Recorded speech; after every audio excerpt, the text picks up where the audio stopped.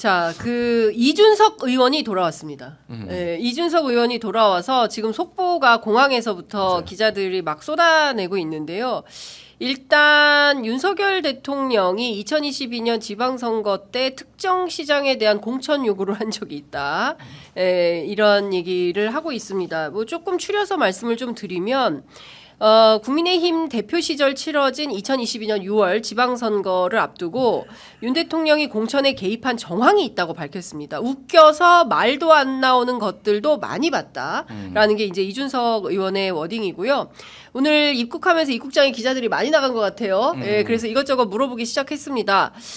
지방선거 앞두고 어느 도당위원장이 이준석이 말을 안 듣는다라고 대통령한테 읍소를 해서 대통령이 직접 저에게 특정 시장 공천을 어떻게 해달라고 하신 적도 있고 서울의 어떤 구청장 공천은 지금 있는 사람들이 경쟁력이 없으니 누군가 다른 사람에게 공천을 주는 게 좋지 않냐 라고 말씀하신 적도 있다 라는 것이고 지금 이준석 의원 폭로전 들어간 것 같습니다.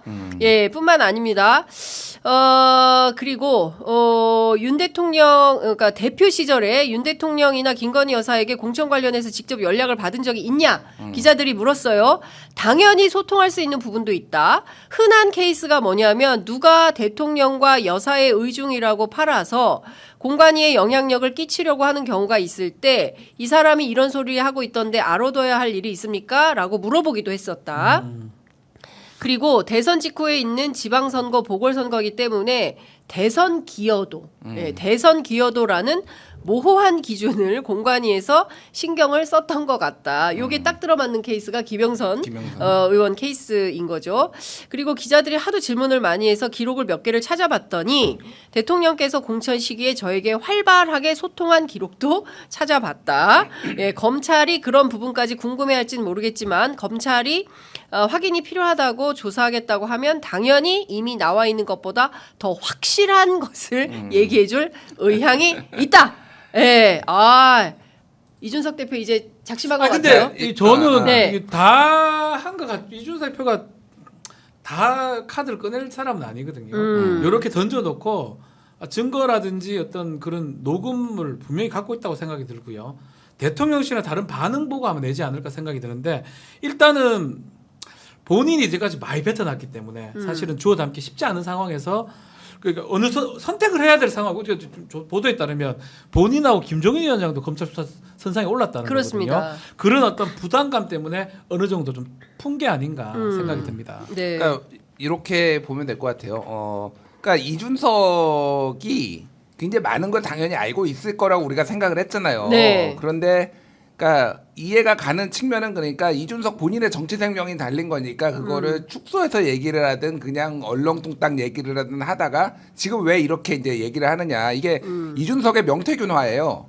야, 너 다 죽어. 나 건드리면 이준석의 명태균화. 자 보십시오. 네. 지금 창원지검에서 검찰발로 나온 게 뭐냐면은 이준석하고 김종인 지금 조사한다라는 거잖아요. 그렇죠. 야. 그럼 내가 조사하면 어떻게 될 건데? 야, 그러면 나만 죽을 것 같아? 나 그렇지. 지금 네가 얘기한 거 네가 아는 게 한두 개가 아니야. 그러니까 뭐 이준석 입장에서 이제 뭐 전에는 사실은 이거는 자기도 엮이는 거니까 말하기가 어려웠겠지. 그래서 이제 이준석이 정직하지 못했다 이런 비판도 받았는데 이 판에서는 이제 협박이 시작되고 만약에 진짜 이준석을 용산에서 치려고 하면은 깔 수도 있겠다. 그렇죠. 이준석이 깔 수도 있겠다 이 생각이 들어요.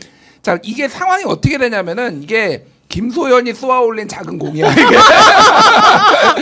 얘기했어.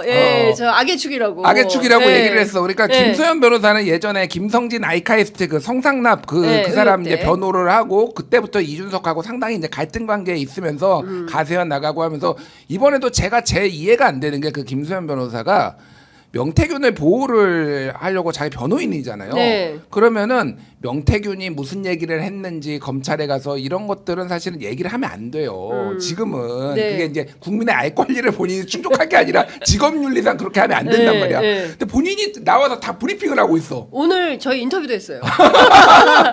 그리고 막 여기 MBC 나가가지고 노영이랑 막 설전도 벌여. 이런 변호사를 처음 봤다. 이런 명태균도 처음 봤지만 그렇게 하면 안 되는 변호사니까 더 잘하잖아. 그러니까 이게 이 사람의 목적은 이준석을 치려고 왔거나 근데 그게 용산에 오더가 있었나? 그러니까 요거를 흐름을 이준석이 물론 잘못하고 정치적 책임도 져야 될 부분이 있겠지만 이거를 다 이준석한테 온팡 뒤집어 씌워가지고 오늘 그거 물어봤어요. 2·3회 멤버라는 거예요. 한 달에 한 번 뭐 23일 날 모여서 2·3회고 23명이 모여 있는데 이게 친윤계의 그 지구당 위원장들 모임이다. 그래서 오다를 혹시 받고 나온 거 아니냐라는 질문에 대해서 김소연 변호사는 나는 뭐 대통령이든 대통령 할애비가 됐든 누구 말 듣는 사람은 아니다. 그러나 윤석열 대통령 응원하고 그런 얘기를 듣는 것에 대해서 영광이다. 아니 그러면은 오다도 없이 이렇게 움직이면 더 큰일이야. 더 큰일이야. 그러니까 어쨌든 좀만 짧게 하면 그래서 결국은 이준석 쪽으로 조금 수사 방향을 하려고 하는데 이준석도 그러고 김종인도 아는 게 얼마나 많겠습니까? 그럼요. 예, 핵심이에요. 이거는 밖에서 보면 꿀잼. 양패구상 다 죽어라. 뭐 이런 분위기로 가는 것 같아 지금. 변호사 얘기하지 않을 수 없는데 제가 가장 안 좋은 변호사 유형 중에 하나가 자기가 드러나려고 하는 변호사들이 있어요. 간혹 최악입니다 사실은. 변호사는 말 그대로 우리가 이런 말 표현이 좀 카케무샤예요. 이 본인이 하는 거를 도와주고 이 사람이 하는 걸 도와주려고 옆에 있는 사람이지 본인이 나서서 하는 경우는 되게 특이한 경우 무료 변론을 좀 한다고 하거든요. 그래서 여러 가지 이유 중에 지금 김준평론가 얘기했지만 이준석하고 아주 적대적 관계이기 때문에 이준석을 잡기 위해서 한다는 느낌이 많이 들고요. 본인이 무료 변론 맡기로 한 이유 중에 명태균 이해관계하고도 맞아 떨어지니까 했다고 저는 보거든요. 또 나아가서 뭐 우리 김준일 평론가님은 이거를 뭐 대통령실에서 뭐 시켰냐 안 시켰냐 떠나서 결국은 같은 편이 돼버렸고요. 김소연의 입이라는 것도 무서워요. 지금 보니까 변호사로서는 하지 말아야 될 행동들을 제 느낌에는 해 보입니다.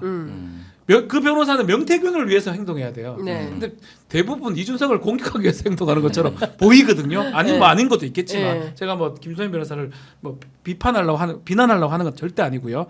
그래서 이 상황은 어떻게 앞으로 되냐면 큰 싸움이 될 겁니다. 김소연도 공격하고요. 이준석도 방어만 하지 않을 겁니다. 공격은 이준석 공격하는 건 명태균을 공격하는 건 아니에요. 이준석은 대통령실을 공격할 겁니다. 그래서 저는 큰 싸움으로 번질 것이다. 요 한쪽에는 댓글 싸움, 한동훈 댓글 싸움, 여기서는 지금 명태균 싸움, 대판 싸움이 날 겁니다. 그러니까 지금 전선이 너무 많아서 정리가 좀 필요한데 일단은 창원에 이제 형성된 전선 중에 하나는 명태균 이제 구속 문제와 관련해서 어떻게 전개될지. 그리고 이제 이준석 대표가 오늘 왔기 때문에 귀국과 동시에 이제 폭로전 막 시작을 하고 있고, 그리고 또 이준석은 그 이제 용산을 향해서 세게 그 이제 두 부부에 관련된 얘기를 털어놓기 시작을 했다. 그리고 이제 숨겨진 휴대폰이 더 터져 나오면 이거는 명태균 씨가 구속이 되면 그 다음에는 어떻게 할 걸로 보이세요? 김소연 변호사는 구속이 절대 안 된다라고 주장을 하는데 대체로 구속 가능성이 높다고 전망을 하거든요.